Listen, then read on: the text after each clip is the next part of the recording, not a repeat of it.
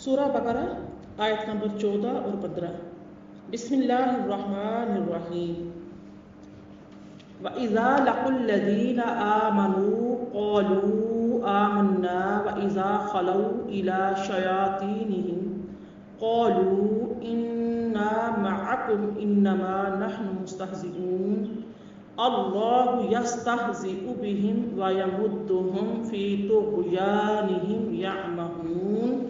صدق اللہ العلی العظیم۔ ترجمہ ملاحظہ فرمائیں۔ اور جب وہ منافق اہل ایمان سے ملتے ہیں تو کہتے ہیں کہ ہم بھی ایمان لے آئے ہیں، اور جب اپنے شیطانوں سے تنہائی میں ملتے ہیں تو کہتے ہیں ہم یقیناً تمہارے ساتھ ہیں، ہم مسلمانوں کا تو محض مذاق اڑا رہے تھے، استہزاء کر رہے تھے۔ اللہ انہیں ان کے مذاق کی سزا دیتا ہے اور انہیں ڈھیل دیتا ہے تاکہ وہ خود اپنے انجام تک جا پہنچے، سو وہ خود ہی اپنی سرکشی میں بھٹک رہے ہیں۔ صدق اللہ العلی العظیم۔ پیاری بہنوں، آپ کے سامنے سورہ بقرہ کی آیت نمبر 14 اور 15 کی تلاوت کی گئی اور ترجمہ پیش کیا گیا۔ یہاں منافقت کی ایک اور علامت بیان کی جا رہی ہے، اور وہ ہے کہ کردار کا دوغلا پن۔ اس کو ظاہر و باطن کا تضاد کہتے ہیں۔ پیاری بہن، یہ جو آیت ہے، آیت کریمہ آپ نے تلاوت کی ہیں، ان کی جو شان نزول ہے یہ عبداللہ بن ابی اور اس کے ساتھیوں کے بارے میں نازل ہوئی۔ اب اس میں لفظ جو ہے شیطان استعمال ہوا ہے۔ شیطان عربی زبان میں سرکش اور شوریدہ سر کے لیے استعمال کیا گیا ہے۔ انسان اور جن دونوں کے لیے یہ لفظ استعمال ہوتا ہے۔ قرآن میں یہ لفظ زیادہ تر شیطان جنات کے لیے آیا ہے۔ اس مقام پر شیاطین کا لفظ منافقین کے بڑے سرداروں کے لیے استعمال ہوا ہے۔ ارشاد ہے وَإِذَا خَلَوْا إِلَى شَيَاطِينِهِمْ۔ اس آیہ مبارکہ میں منافقین کے دو اقوال کا ذکر ہے۔ ایک قول ایمان جو مسلمانوں سے کرتے تھے، اور دوسرا قول کفر جو وہ کفر کے سرغنوں سے کرتے تھے۔ پہلے قول کے لیے اذا لقوا الذین آمنوا کے الفاظ ہیں، لیکن کفر کے قول کے لیے اذا خلوا الی شیاطینہم کے الفاظ آئے ہیں۔ خلا الیہ کے معنی ہے کہ وہ اس کے ساتھ علیحدگی میں ملا، یعنی اس امر کی طرف واضح اشارہ ملتا ہے کہ منافقین کا قول کفر خلوت میں ہوتا تھا اور قول ایمان وہ ظاہر میں کرتے تھے۔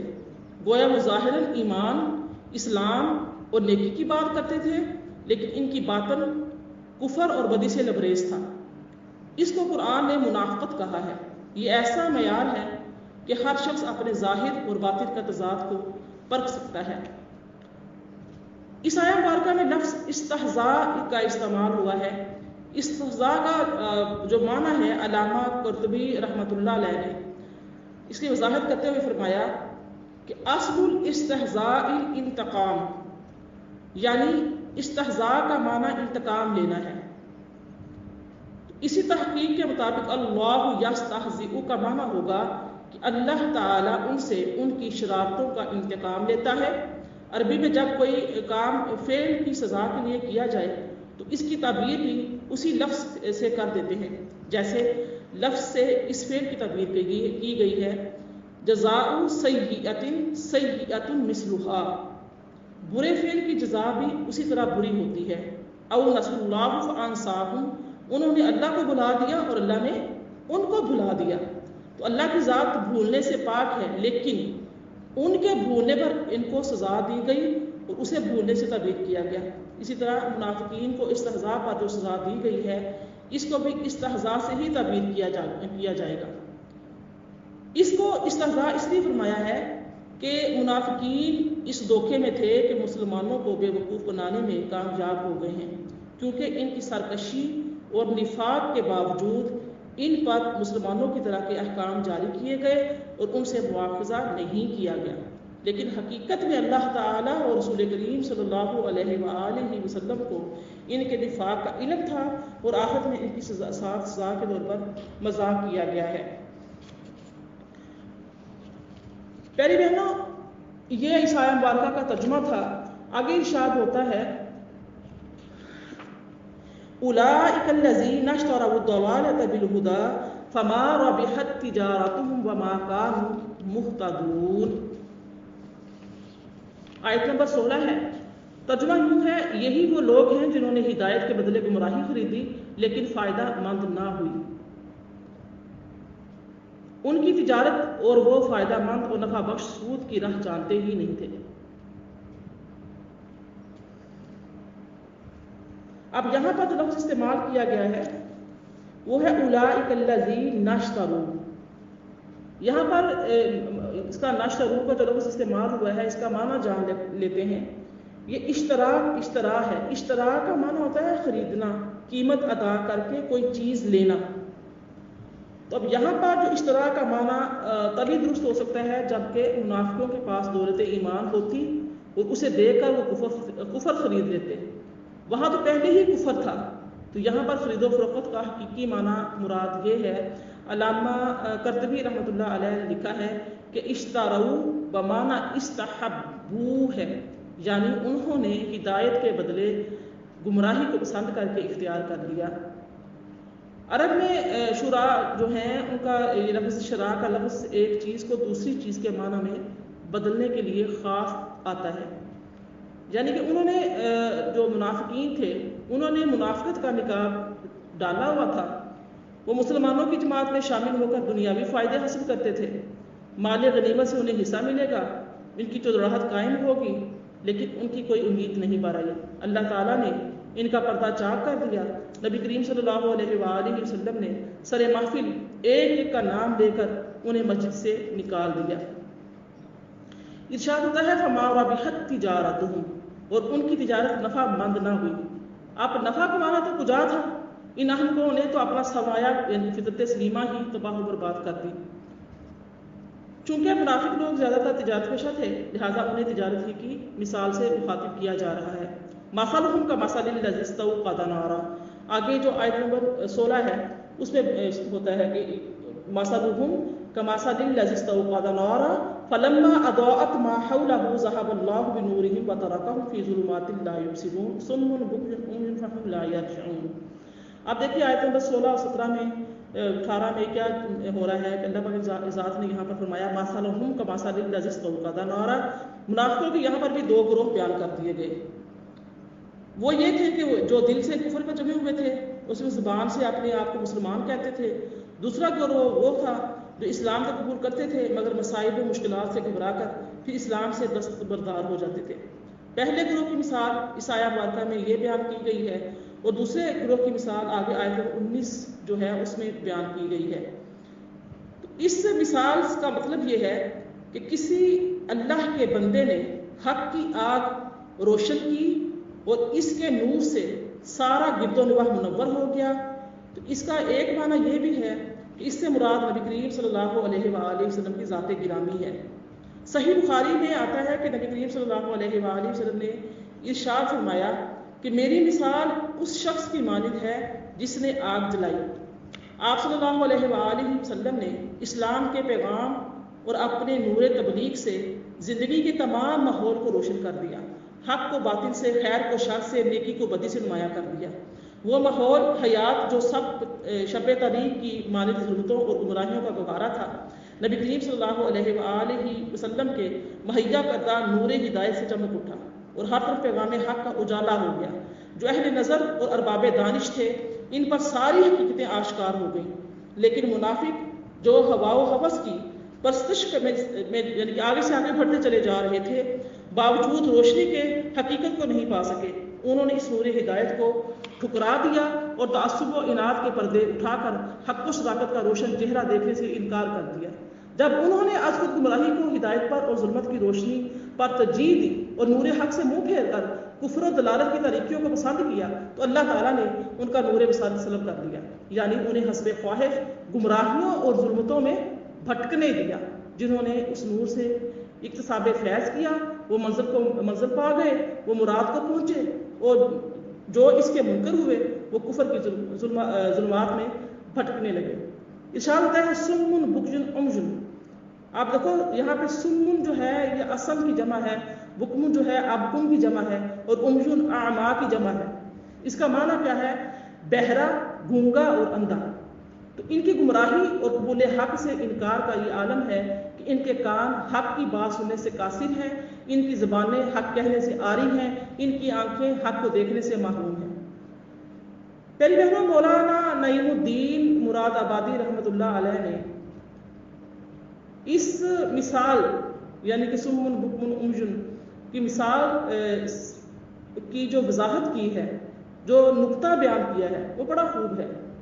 فرماتے ہیں کہ جنہوں نے اظہار ایمان کیا اور دل میں کفر رکھ کر اقرار کی روشنی کو ضائع کر دیا، وہ بھی جو مومن ہونے کے بعد مرتد ہو گئے، اور وہ بھی جنہیں فطرت سلیمہ عطا ہوئی اور دلائل کی روشنی نے حق کو واضح کر دیا، مگر انہوں نے فائدہ نہ اٹھایا اور گمراہی اختیار کی، اور جب حق سننے، ماننے، کہنے اور راہ حق دیکھنے سے محروم ہوئے تو کان، زبان، آنکھ سب بیکار ہیں۔ اب یہاں پر قناعت کے بدلے حرص اور توجہ اللہ کی بجائے ملان دنیا اور روحانی خسارے کی یہاں پر علامتیں اس میں بیان کی گئی ہیں۔ سورہ بقرہ آیت نمبر 18، 19 اور 20۔ بسم اللہ الرحمن الرحیم۔ او کصیب من السماء فیہ ظلمات ورعد وبرق یجعلون اصابعهم فی آذانهم من الصواعق حذر الموت واللہ محیط بالکافرین۔ یکاد البرق یخطف ابصارهم کلما اضاء لهم مشوا فیہ واذا اظلم علیہم قاموا ولو شاء اللہ لذہب بسمعهم وابصارهم ان اللہ علی کل شیء قدیر۔ صدق اللہ العلی العظیم۔ ترجمہ سماعت فرمائیں۔ یا ان کی مثال اس بارش کی سی ہے جو آسمان سے برس رہے ہیں، جس میں اندھیریاں ہیں اور گرج اور چمک بھی ہے، تو وہ کڑک کے باعث اپنے کانوں میں انگلیاں ٹھونس لیتے ہیں موت کے ڈر سے، اور اللہ کافروں کو گھیرے ہوئے ہے۔ یوں لگتا ہے کہ بجلی ان کی بینائی اچک لے جائے گی۔ جب بھی ان کے لیے ماحول میں کچھ چمک ہوتی ہے تو اس میں چلنے لگتے ہیں، اور جب ان پر اندھیرا چھا جاتا ہے تو کھڑے ہو جاتے ہیں، اور اگر اللہ چاہتا ہے تو ان کی سماعت اور بصارت بالکل سلب کر لیتا۔ بے شک اللہ ہر چیز پر قادر ہے۔ صدق اللہ العلی العظیم۔ میری پیاری بہنوں، آپ کے سامنے میں نے سورہ بقرہ کی آیت نمبر 18، 19 اور 20 کا ترجمہ اور تلاوت پیش کی۔ اس آیہ مبارکہ میں یعنی کہ لفظ جو استعمال ہوا ہے وہ ہوا ہے او کصیب من السماء۔ تو یہاں پر ہم صیب اور سما کا جو معنی ہے، مفہوم ہے، وہ سمجھ لیتے ہیں۔ یعنی کہ صیب صوب، سواد و با اس کا روٹ ورڈ ہے، اور ثواب فی نفسہ پسندیدہ عمل کو کہتے ہیں۔ صوب یا صیب ایسی بارش کو کہا جاتا ہے جو فائدہ مند ہو۔ صیب خود ایسے بادل کو کہتے ہیں۔ السماء جو ہے وہ ہر چیز کے اوپر کے حصے کو کہتے ہیں۔ تو یہاں پر یہ لفظ محض بلندی پر ہی بولا جاتا ہے۔ سما کا لفظ کا اطلاق زمین پر پڑنے سے پہلے بارش پر بھی ہوتا ہے۔ جو زمین پر بارش ابھی پڑتی نہیں ہے اس کو بھی کہا جاتا ہے۔ سحاب یعنی بادل کی ہے، اور صاعقہ یا الصواعق کا جو لفظ آیت مبارکہ میں استعمال ہوا ہے، تو یہ صواعق جو ہے یہ صاعقہ تو ان کی جمع ہے۔ صاد عین قاف سے یہ نکلا ہے، یہ اس کا روٹ ورڈ ہے۔ صاعقہ اس ہولناک آواز کو کہا جاتا ہے جو گرج اور کڑک سے پیدا ہوتی ہے۔ اس سے بعض اوقات آگ، موت اور عذاب بھی مراد لیے جاتے ہیں۔ جو آواز یعنی کہ ہولناک ہو، جو گرج سے پیدا ہوتی ہو، تو اس کو صاعقہ کہتے ہیں۔ اس لیے زلزلے اور آندھی میں جو ہولناک آواز پیدا ہوتی ہے اس کو یعنی کہ اس لفظ سے اطلاق کیا جاتا ہے۔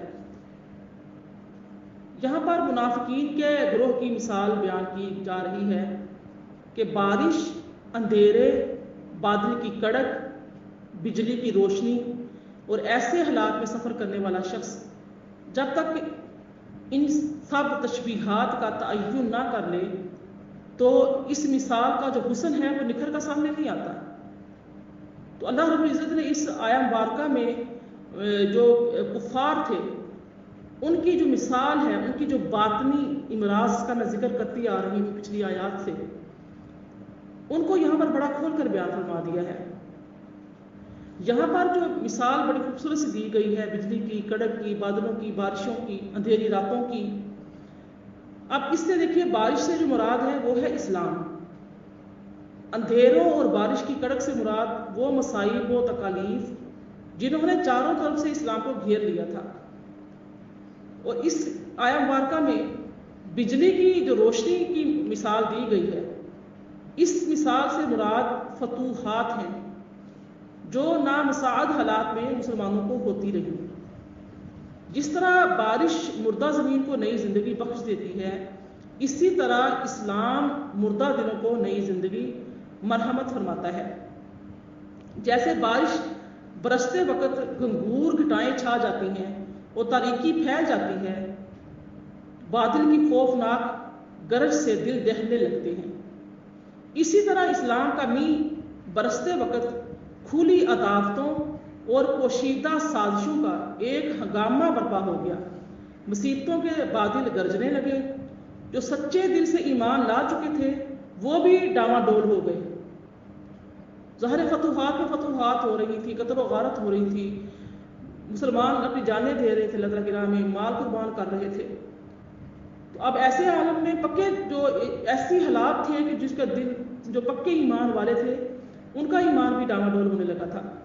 وہ اسلام کی حیات بخش چھینٹوں سے سیراب بھی ہونا چاہتے تھے، لیکن مصائب کی تاریک گھٹائیں دیکھ کر، مشکلات کی کڑک سن کر ان کے دل ڈوب جایا کرتے تھے اور اسلام کا دامن چھوڑنے میں ہی انہیں اپنی سلامتی نظر آتی تھی۔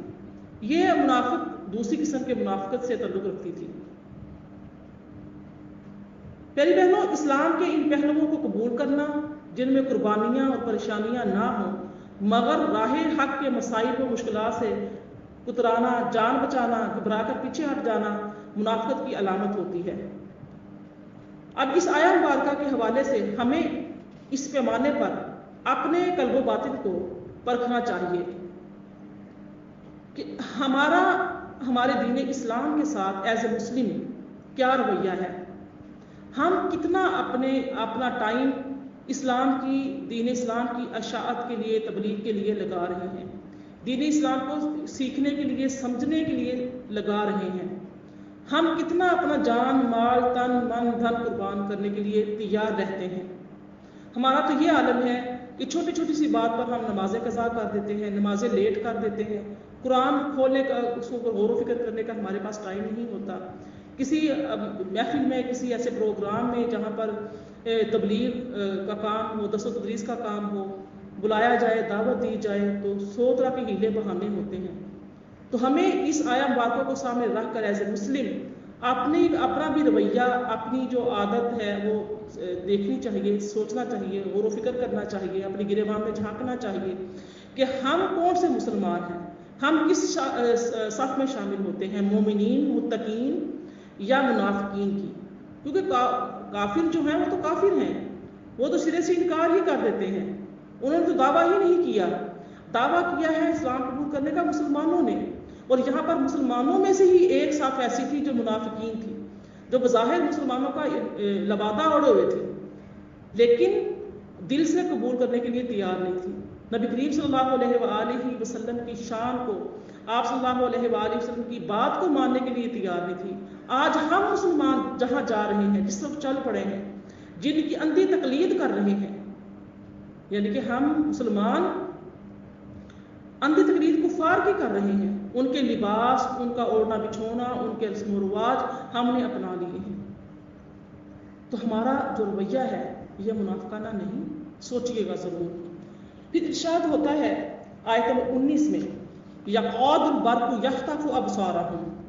اب یہاں پر یہ دیکھ لیجئے کہ یقعد البرق یخطف، اس آیہ مبارکہ میں بھی منافقین کے حال اور زیادہ وضاحت سے بیان کیا گیا ہے۔ منافقوں کی یہ حالت کہ حالات موافق ہوں تو چل پڑنا ہے، سازگار ہوں تو چلتے ہیں، اگر حالات ناموافق ہوں، ناسازگار ہوں تو یہ رک جاتے ہیں، ساتھ چھوڑ دیتے ہیں۔ میرا دل مانتا ہے میں نماز پڑھوں گی، میرا دل مانتا ہے میں قرآن کھولوں گی، میرا دل مانتا ہے میں صدقہ کر لوں گی، خیرات کر لوں گی، میرا دل جو مانے گا میں کسی تبلیغ کے لیے، درس کے لیے بلایا جائے، کسی محفل میں کسی پروگرام کے لیے بلایا جائے، میں کر لوں گی، میرا دل چاہے گا میں کر لوں گی، میری مرضی، میری زندگی، میرا لائف، مجھے روکنے ٹوکنے والا نہیں ہے۔ تو بس یہی رویہ جو ہے یہاں پر بھی ہے ان کا، کہ یہاں پر جو لفظ استعمال ہوا ہے وہ ہے لو۔ تو لو جو ہے یعنی کہ یہاں پر جو میں نے آیات بات تلاوت کی ہے، وَإِذَا أَظْلَمَ عَلَيْهِمْ قَامُوا وَلَوْ شَاءَ اللَّهُ لَذَهَبَ بِسَمْعِهِمْ وَأَبْصَارِهِمْ إِنَّ اللَّهَ عَلَى كُلِّ شَيْءٍ قَدِيرٌ۔ لو جو ہے یہ لفظ ہے حرف شرط، جیسے اللہ تعالیٰ کی ذات ارشاد فرماتی ہے لو اردنا ان نتخذ لہوا لا لاتخذناہ من لدنا، اگر ہم چاہتے کہ لہو و لعب کو اپنائیں تو ہم اسے اپنی طرف سے اختیار کر لیتے۔ یہ انداز کسی خلاف مشیت امر کے بیان کے لیے اپنایا جاتا ہے۔ آپ دیکھیں اس بیان کا جو مقصد ہے یہ اس امر کی نفی ہے۔ شاء لفظ جو ہے یہ مشیت کے یعنی کہ سے نکلا ہے، یعنی کہ شیء سے، کہ کسی چیز کو وجود میں لانے کا نام اللہ تعالیٰ کی مشیت کسی شے کی ایجاد ہے، جبکہ انسان کی مشیت اصابت الشیء یعنی کسی شے کے ارادے کا نام ہے۔ شیء اصل میں شاء کا مصدر ہے جو بمعنی مفعول استعمال ہوتا ہے، جس کے معنی ہے جو چیز چاہی گئی، یعنی جس چیز کو وجود میں لانے کا ارادہ کیا گیا۔ بعض علماء کے نزدیک شیء اس چیز کو بھی کہا جاتا ہے جو جانی جائے اور جس کی خبر دی جائے۔ یہاں اللہ تعالیٰ کی ذات اس آیت مبارکہ میں یہ واضح فرما رہی ہے کہ اگر میں چاہتا تو پہلے گروہ کی طرح ان کی بصارت اور سماعت بھی سلب کر لیتا اور انہیں اسلام کی طرف وقتی طور پر راغب ہونے کی بھی توفیق نہ ملتی، یعنی کہ جو کفار تھے۔ لیکن اللہ رب العزت کی یہ مشیت نہیں ہوتی۔ جو شخص جس قدر سننے اور دیکھنے کے لیے تیار ہوا اسے اسی قدر توفیق مرحمت فرمائی جاتی ہے۔ لوگ کہتے ہیں نا کہ اللہ تعالیٰ چاہے تو ہمیں نماز کی توفیق مل جائے گی، اللہ نے چاہا تو ہمیں ہدایت مل جائے گی، اللہ نے چاہا تو ہمیں فلاں بری عادت فلاں بری خصلت چھوڑ دیں گے جو اسلام کے منافی ہے، اللہ نے چاہا۔ تو اللہ تعالیٰ کی ذات دیکھتی ہے کہ آپ کیا چاہتے ہو، آپ کی نیت کیا ہے، آپ کا ارادہ کیا ہے۔ تو یہاں پر اسی مشیت الہی کا ذکر کیا جا رہا ہے کہ انسان جو شخص جس قدر سننے اور دیکھنے کے لیے تیار ہوتا ہے اسی قدر اللہ تعالیٰ کی ذات اس کو توفیق دیتی ہے۔ اب یہ نہیں ہوتا کہ اللہ تعالیٰ کی ذات اپنے فیصلے سے کسی قسم کا جبر وارد کرے، جبر کے ساتھ کسی فیصلے کو منانے کے لیے کہے۔ اللہ پاک نے تو نبی کریم صلی اللہ علیہ وسلم کو فرمایا کیا ہے، نبی صلی اللہ علیہ وسلم آپ ان کے اوپر داروغہ مقرر کیے ہوئے نہیں ہیں، آپ کا حق ہے میرا پیغام پہنچا دینا، آپ میرا پیغام اچھے طریقے سے آسان انداز میں لوگوں تک پہنچا دیجیے، اور اگر یہ لوگ آپ کی نافرمانی کریں گے، آپ کے دیے ہوئے پیغام کی تکذیب کریں گے تو میں رب العالمین بہترین بدلہ لینے والوں میں سے ہوں۔